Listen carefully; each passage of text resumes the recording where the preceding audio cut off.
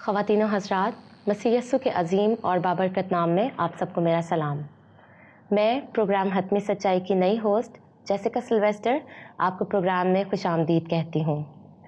ہمارے پروگرام کی farmer host doctor ماریا Fletcher کچھ پرسنل وجوہات کی بنا پر کچھ عرصہ تک اس پروگرام کو کنٹینیو نہیں کر پائیں گی۔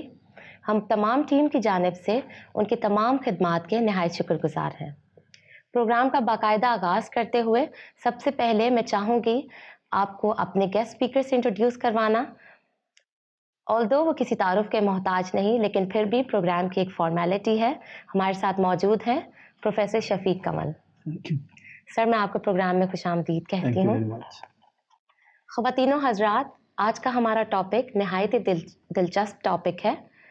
ٹاپک یہ ہے کرسچینٹی میں ہارٹ لینڈ کا کیا کانسیپٹ ہے، یعنی مسیحیت میں قبلے کا کیا نظریہ ہے۔ آتے ہیں ہم اپنے پاسٹر صاحب کی طرف۔ جی پروفیسر صاحب، جس طرح خانہ کعبہ مسلمانوں کا قبلہ مانا جاتا ہے، ہندو بھی گنگا جمنا کو اپنا قبلہ مانتے ہیں، اس طرح کیا مسیحیت میں بھی کوئی ہارٹ لینڈ یا قبلہ ہے؟ Thank you. جلا کے کشتیاں حالت للکار میں ہوں، مسیحا تیرا سفیر ہوں، بازار میں ہوں، مرحلے وفاداریوں کے بھی طے کر لوں گا، ابھی تو مطمئن جذبہ ایثار میں ہوں، قوموں کو راہبری کا مغالطہ نہ لگے، لکھا ہوا نوشتہ دیوار میں ہوں، کچھ تیرے جی اٹھنے نے مجھے حوصلے بخشے، کچھ میں ماہر روانی گفتار میں ہوں، ہر محاذ پہ یا رب مجھ کو سرخرو رکھنا، زبان خلق کی ہر دم یلغار میں ہوں، اور فطرت خود ہی کرتی ہے میرے ایمان کا دفاع، کسی کشمکش میں ہوں نہ افکار میں ہوں۔ بہت خوبصورت اشعار ہیں پاسٹر تھینک یو، صاحب۔ Thank you. سوال آپ کا یہ ہے کہ دنیا میں بہت سارے مذاہب ہیں جن کی کوئی نہ کوئی ہارٹ لینڈ ہوتی ہے یا کوئی ایسی جگہ ہوتی ہے جو ان کے جس کے ساتھ خاص لگاؤ ہوتا ہے، ان کا جذباتی اور مذہبی لگاؤ ہوتا ہے، جی، یا وہ اس کو اپنا قبلہ مانتے ہیں۔ جیسے آپ نے خود مثال دی کہ خانہ کعبہ مسلمانوں کا قبلہ ہے، اور جیسے ہندو گنگا اور جمنا کا جو سنگم ہے وہ ان کی ہارٹ لینڈ ہے، اسی طرح سکھوں کی بھی کوئی نہ کوئی جگہ ہے، اسی طرح یہودیوں کے لیے بھی یروشلم جی بالکل اور ہیکل خاص مخصوص جگہ۔ تو کیا صحیح۔ کرسچن کے لیے بھی؟ آسان سا اسٹریٹ فارورڈ جواب تو اس کا یہ ہے کہ کرسچنس کا کوئی قبلہ نہیں ہے، کوئی ہارٹ لینڈ نہیں ہے۔ البتہ لوگوں کے ذہن میں، اور کبھی کبھی خود کرسچنز کے ذہن میں بھی ایسا تھا کہ ہمارا بھی قبلہ یا ہماری کوئی ہارٹ لینڈ ہے۔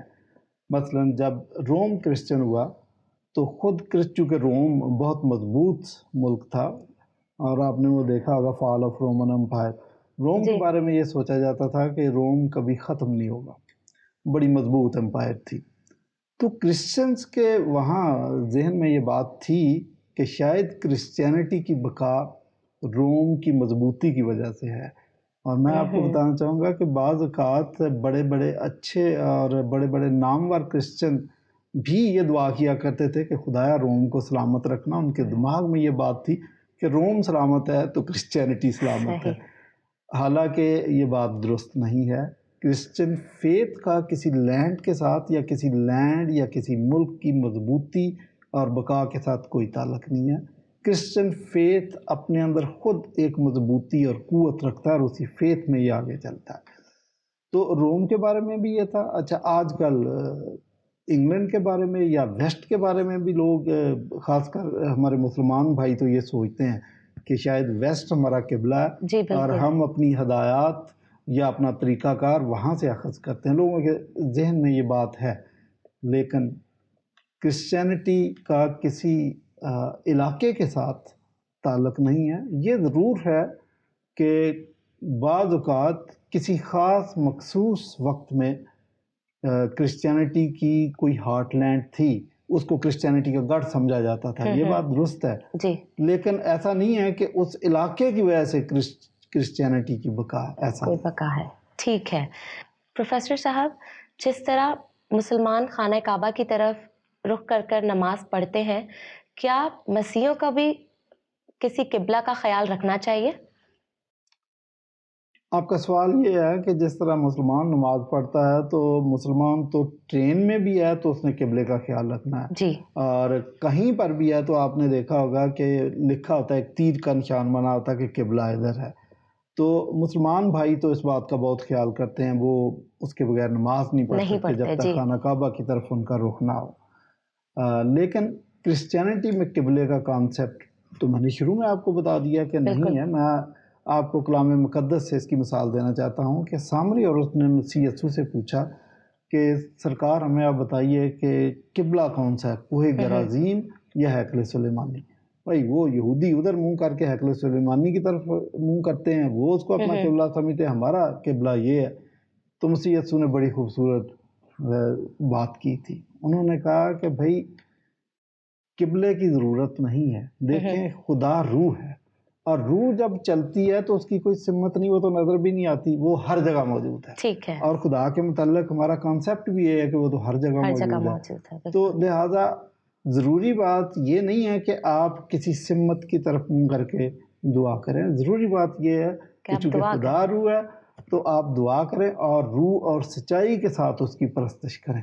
بلکہ بے شک. خدا کو تو ایسے ہی پرستاروں کی ضرورت ہے، وہ ایسے ورشپر چاہتا ہے، ایسے بندے اس کو چاہیے کہ جو قبلے کو چھوڑیں، وہ سچائی کے ساتھ اور روح کے ساتھ اس کی پرستش کریں. اس کو وہ بندے چاہیے.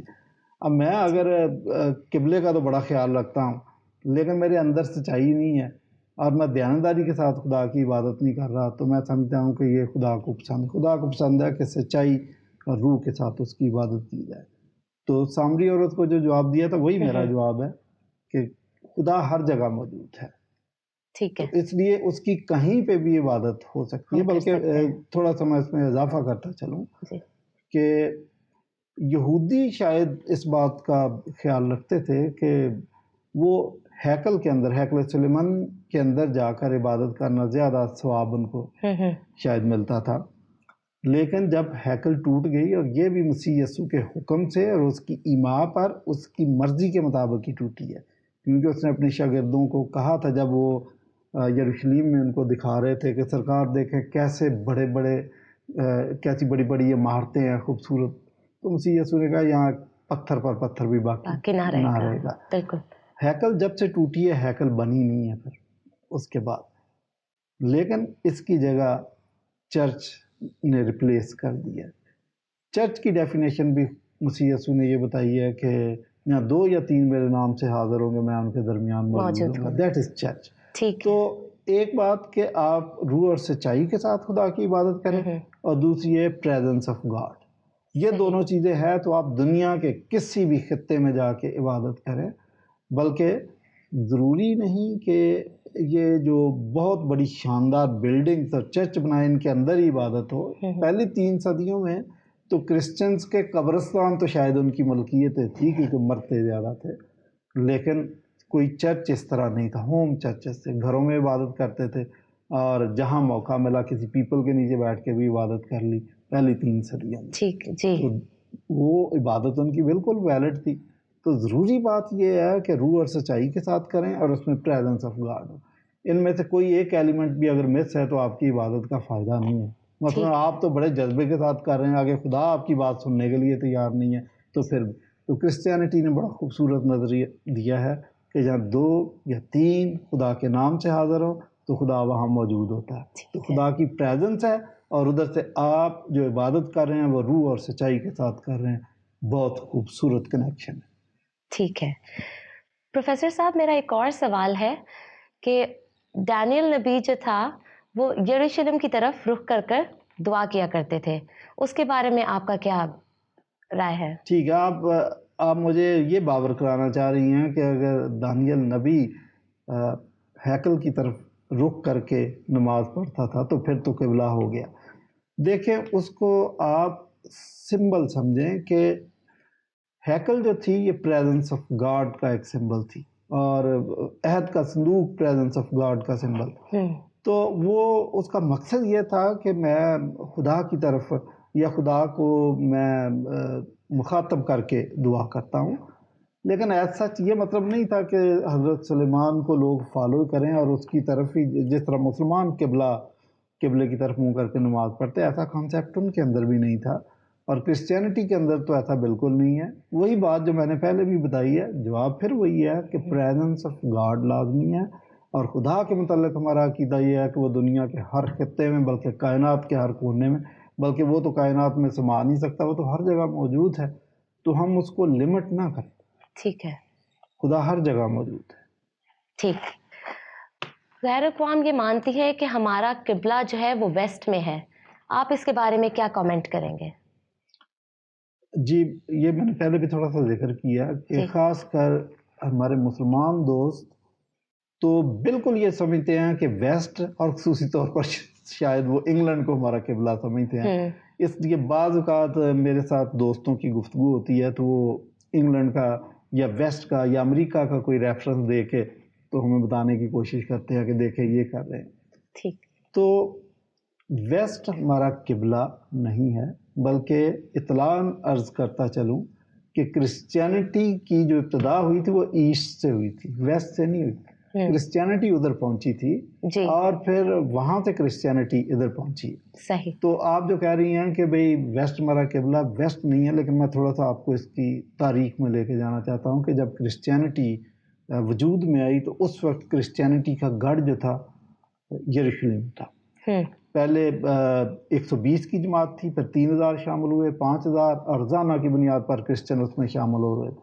تو کرسچینٹی کے متعلق آپ نے کوئی بات بھی پوچھنی ہے تو وہ یروشلم میں آپ کو کرسچن ملیں گے.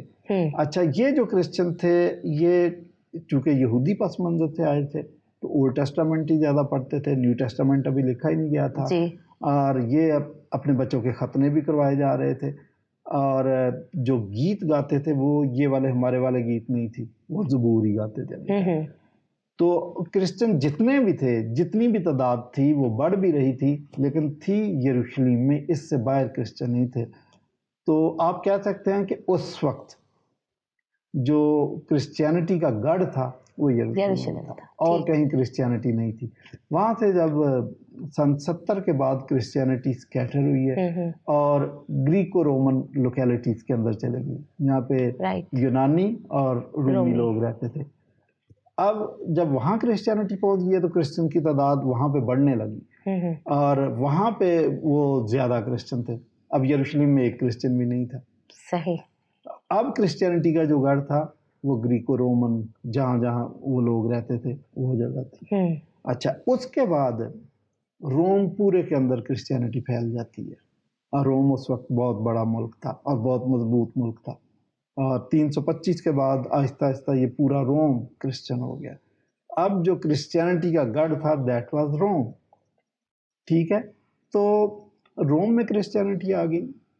اب رومی لوگ اور خصوصی طور پر کرسچن لوگ اس وقت, جیسے میں نے پہلے بھی عرض کیا کہ جو اطراف میں لوگ رہتے تھے باربیرینز, شاید اگر میں غلطی پر نہیں تو موجودہ جرمن لوگ ہیں, تو یہ باربیرینز غیر تہذیب یافتہ لوگ تھے, مورخین نے جو لکھا, لیکن تھے وحشی بڑے.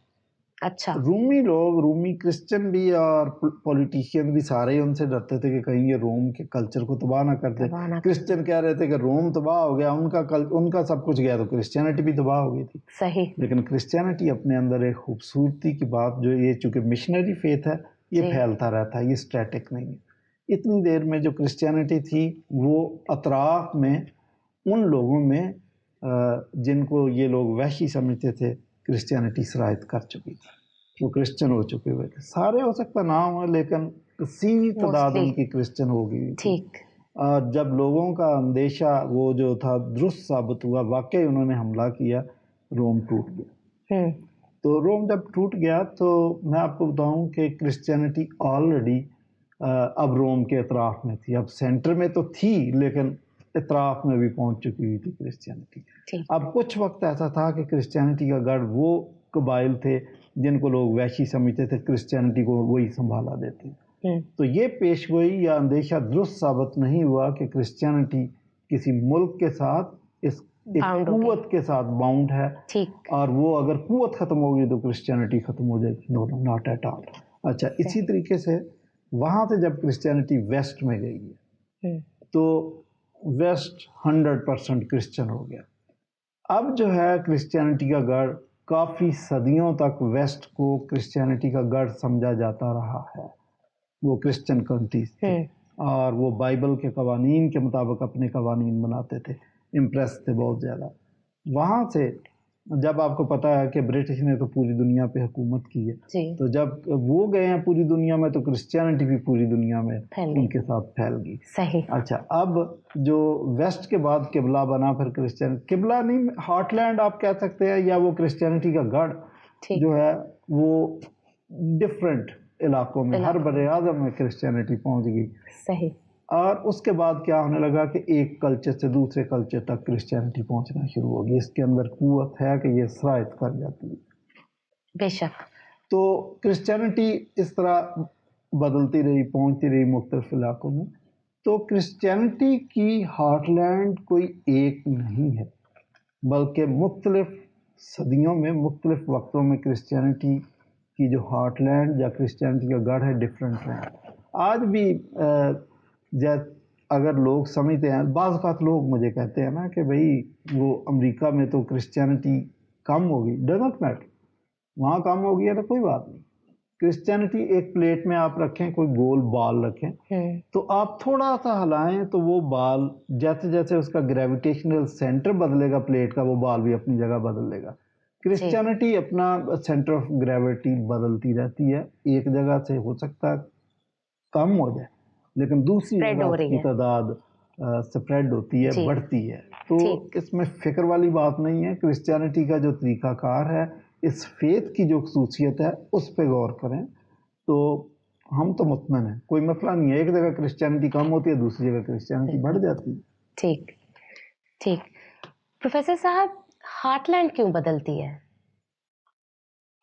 اوکے, یہ جو 7 ادوار میں نے بتایا ہے کہ پہلے دور میں ہارٹ لینڈ کرسچینٹی کا یہ رکلیم تھا, پھر گریکو رومن پلیس ہو گئی, روم خود پورے کا پورا کرسچینٹی کا ہارٹ لینڈ تھا, پھر کبھی ویسٹ تھا. تو کرسچینٹی نے مختلف ادوار میں اپنی ہارٹ لینڈ, اپنا گڑھ, اپنی پوزیشن بدلی ہے.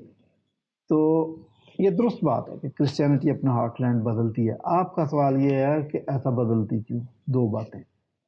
نمبر 1 کہ کرسچن فیتھ مشنری فیتھ ہے. مشنری فیتھ کا مطلب یہ ہے کہ خود فیتھ کے اندر یہ کوالٹی پائی جاتی ہے کہ یہ کہتا ہے میں نے بڑھنا, میں نے پھیلنا. چین ری ایکشن اس کے اندر ہوتا ہے. تو چونکہ اس کے اندر یہ کوالٹی ہے تو یہ تو بڑھے گا, اور جب بڑھے گا تو یہ دوسری جگہ تعداد اپنی بڑھا لے گا. دوسری بات کہ اگر کوئی چرچ یا کوئی کنٹری یا کوئی کرسچن مشن کا کام نہیں کرتا, تبلیغ کا کام نہیں کرتا, تو سزا کے طور پر بھی خدا اس استحقاق کو کہ وہ مسیحیت کا گڑھ ہے, خدا اسے واپس لے سکتا ہے. بائبل کے اندر آپ کو مثال دوں گا, مکاشفہ کی کتاب افسس کی کلیسیا کو مسیح یسوع سے مخاطب ہے کہ تو اپنے آپ کو رسول کہتا ہے, تو اپنے آپ کو مشنری کہتا ہے, لیکن مشنری ہے نہیں, کیونکہ مشن کا کام نہیں کیا. ایکچولی تو ان 7 کلیسیاؤں کو خطوط لکھے گئے اور ان 7 کلیسیاؤں کو وارننگ دی گئی, اور وہ کلیسیاں موجودہ ترکی کے اندر تھی. ٹھیک. اس کو خدا نے یہ وارننگ دی تھی, مسیح یسوع نے کہا کہ تو اپنے آپ کو رسول کہتا ہے, تو اپنے آپ کو مشنری کہتا ہے, لیکن مشنری ہے نہیں. میں آ کر تیرے چراغ دان کو اس کی جگہ سے ہٹا دوں گا. We are light of the world, اور چرچ کو چراغ دان کہا گیا. تو مسیح نے کہا کہ میں تیرے چراغ دان کو آ کر اس کی جگہ سے ہٹا دوں گا. تو واقعہ یہ بات درست تھی کہ ان کے مشن کے کام نہ کرنے کی وجہ سے وہ کلیسیاں کھنڈرات بن گئی. آج وہ میوزیم میں یا کھنڈرات میں بدل گئی. تو یہ صرف ان کے لیے نہیں ہے, دنیا کے اور بھی خطے ایسے ہیں جہاں پر کلیسیاں قائم تھیں. جب انہوں نے مشن کا کام, تبلیغ کا کام نہیں کیا, تو خدا نے آ کر اس استحقاق کو ان سے واپس لے لیا, اور خدا نے وہ وہاں سے اٹھا کر یہ استحقاق کسی اور جگہ کو دے دیا.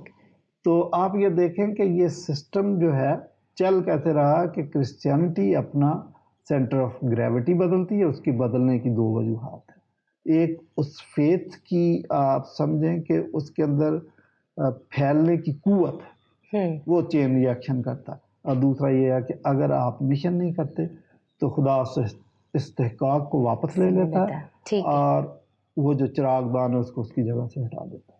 صحیح۔ پروفیسر صاحب، انگلینڈ میں مسیحیت کا گراف گر رہا ہے اور یہ نہایت افسوس کی بات ہے، آپ اس بارے میں کیا کہتے ہیں؟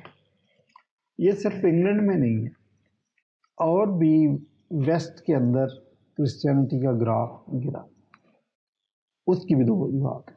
مثلا انگلینڈ کے اندر دوسری اقوام، دوسرے مذاہب کے لوگوں کی تعداد بھی بہت زیادہ ہوتی ہے، جی، تو اس کی وجہ سے بھی ایک نیچرل بات ہے۔ لیکن جیسے میں پہلے عرض کر رہا تھا کہ اگر واقعی وہاں کا گراف گر بھی رہا، انفیکٹ بھی گر رہا، ڈزنٹ میٹر، آپ کو اس میں پریشان ہونے کی ضرورت نہیں ہے۔ اگر امریکہ میں بھی آج کرسچینٹی کی تعداد کم ہو جاتی ہے، پریشان ہونے کی ضرورت نہیں، ایگزیکٹلی، کیونکہ ایک جگہ پہ اگر کرسچینٹی کم ہو رہی ہے وہ تو دوسری جانب دوسری بڑھ جگہ رہی ہے۔ پہ وہ بڑھ رہی ہے۔ غیر ٹھیک ہے، ممکن ہے کہ خدا جو اس کا کرسچینٹی کی ہارٹ لینڈ ہے وہ اب افریقہ کو بنانا چاہ رہا ہو ٹھیک سکتا ہے، خدا کے ذہن میں یہ بات ہو کہ خدا انڈیا کو بنانا چاہتا، اور غیر ممکن ہے کہ کرسچینٹی کی تعداد آنے والے عشروں میں چائنا کے اندر بڑھ جائے، ہمیں نہیں پتہ، لیکن ایسا ہوتا ہے۔ تو ایک جگہ سے اگر کرسچینٹی کا گراف نیچے آتا ہے تو دوسری جگہ پہ بڑھ جاتا ہے۔ اوور آل کرسچینٹی کی تعداد یا کرسچنس کی تعداد کم نہیں ہوتی، آج بھی کوئی 3-3.5 ارب کے قریب کرسچن اس دنیا میں موجود ہیں، جو کہ سب دوسرے مذاہب سے زیادہ تعداد ہے۔ تو میں نہیں سمجھتا فکر مندی کی ضرورت ہے، اس کو سمجھنے کی ضرورت ہے، اور ہاں اپنا رول ادا کرنے کی ضرورت ہے۔ کرسچینٹی کو کبھی کوئی نقصان نہیں پہنچ سکتا۔ مسیح یسوع کی ایک بات یاد رکھیے گا، مسیح یسوع نے کہا تھا کہ کلیسیا پر عالم ارواح کے دروازے غالب نہیں آ سکتے۔ میرے اندر یہ بہت تسلی ہے کہ جب مسیح یسوع کے یہ الفاظ ہے کہ کلیسیا پر عالم ارواح کے دروازے غالب نہیں آ سکتے، تو اس دنیا سے کوئی کرسچینٹی کو ختم نہیں کر سکتا۔ بالکل، آپ دیکھیں کہ پہلی 3 صدیوں میں جس طریقے سے کرسچنز کا خون بہایا گیا، تو آپ کو اگر میں وہ کہانیاں سناؤں تو آپ کی آنکھوں سے آنسو جاری ہو جائیں گے، لیکن کرسچینٹی ختم نہیں۔ آج بھی داعش اور بھی کئی لوگ آپ دیکھیں کرسچنز کے، انہوں نے کیسے گلے کاٹ دیے، پرسیکیوشن ان کی ان کو قتل کیا، لیکن کرسچنز کو کوئی ختم نہیں کر سکتا۔ کرسچن ایک خطے میں کم ہوں گے تو دوسرے خطے میں ان کی تعداد زیادہ ہو جائے گی۔ ٹھیک ہے پروفیسر صاحب، مکاشفہ میں 7 کلیسیاؤں کا ذکر ہے جو مشن کو مکمل نہ کرنے کی وجہ سے ختم ہو گئی، اس سے کیا کلیسیا کے وجود کو خطرہ نہیں؟ یہ تو میں نے ابھی آپ کو بتایا کہ کلیسیا کے وجود کو کبھی خطرہ ہو نہیں سکتا۔ کلیسیا کسی انسان نے اس کا سنگ بنیاد نہیں رکھا، اس کا سنگ بنیاد مسیح یسوع نے رکھا، اور مسیح یسوع کے جی اٹھنے کے بعد کلیسیا قائم ہوئی تھی۔ تو آپ یہ دیکھیں کہ خدا خود زمین پہ آیا اور وہ اس کا سنگ بنیاد رکھ کے گیا، اور وہ کہہ کے گیا کہ کلیسیا پر عالم ارواح کے دروازے غالب نہیں آ سکتے، تو اس کے وجود کو کیسے خطرہ ہو سکتا؟ ہاں، آپ کا اندیشہ اس طریقے سے ریلیٹیولی درست ہے کہ بعض ایسے علاقے ہیں جہاں پر کلیسیاں ختم ہو گئی، جیسے عربستان کے اندر کلیسیاں قائم تھی، آج وہاں کلیسیاں قائم نہیں ہیں۔ اچھا، لیکن وہ بھی اپنی کوتاہی کی وجہ سے ختم ہوئی ہیں۔ لیکن آپ کلیسیا کے اس میکنزم کو یاد رکھیں کہ اگر عربستان سے کلیسیا ختم ہوئی ہے تو بہت سارے اسلامی ممالک ہیں جہاں پر کلیسیاں اب بھی موجود ہیں۔ پوری دنیا میں تو کرسچینٹی کی تعداد بڑھ رہی ہے۔ عربستان والی میں نے آپ کو مثال دی ہے کہ وہاں پہ اگر کرسچینٹی ختم ہوئی ہے تو وہ کرسچنز کی اپنی کوتاہی تھی کہ مشن کا کام کیا نہیں۔ آج بھی یہ چیلنج البتہ موجود ہے کہ اگر آپ امریکہ میں ہیں اور کرسچن ہیں اور آپ سوچیں کہ ہم امریکہ میں ہمیں کوئی خطرہ نہیں ہے، تو یاد رکھیے گا اس کا تعلق امریکہ سے نہیں ہے، اس کا تعلق روم کی قوت سے نہیں ہے، اس کا تعلق آپ کی منادی اور آپ کے کام کرنے سے ہے کہ کیا آپ انجیل کی منادی کر رہے ہیں۔ جیسا مکاشفہ میں کہا گیا تھا کہ تو اپنے آپ کو رسول کہتا ہے، تو اپنے آپ کو مشنری کہتا ہے، لیکن مشنری ہے، اس بات کے ساتھ اس کا تعلق ہے۔ آپ مشن کا کام کریں، کلیسیا کو کوئی خطرہ نہیں ہے، کلیسیا بڑھے گی۔ لیکن اگر مشن کا کام آپ نہیں کریں گے تو کلیسیا کے وجود کو خطرہ ہے، لیکن وہ بھی علاقائی خطرہ ہے۔ यूनिवर्सल खतरा कभी नहीं है। यूनिवर्स के अंदर से अगर कोई सोचे कि मैं कलीसिया को ख़त्म कर सकता हूँ तो वो खुदा को चैलेंज कर रहा है, वो कलीसिया को नहीं चैलेंज कर सकता। और ये आप भी समझ सकती हैं कि खुदा को कोई चैलेंज नहीं कर सकता, तो कलीसिया के वजूद को कोई ख़तरा नहीं है। अलबत्ता हाँ, ये बात मैं दोबारा आपको कह दूं कि हमें अपना रोल अदा करना है। मसीह ने जो कहा था वो अपनी जगह, और कलीसिया का इस्तेहकाम अपनी जगह, लेकिन हमारा क्या रोल है? हमारा रोल ये है कि हम कलीसियाओं की तादाद को बढ़ाएं, मसीह के दिए हुए उस मिशन को पूरा करें, और जिस शख्स को भी क्रिश्चियनिटी का पता नहीं है, मसीह की निजात का पता नहीं, उस शख्स तक और उस खित्ते तक मसीहत को लेके जाना हमारी ड्यूटी। बहुत शुक्रिया प्रोफेसर साहब। ख़वातीन और हज़रात, मुझे यकीन है कि आज के प्रोग्राम के वसीला से आपके बहुत से सवालात के जवाब आपको मिले होंगे। हमें अपनी आरा से और सवालात से आगाह करते रहिएगा।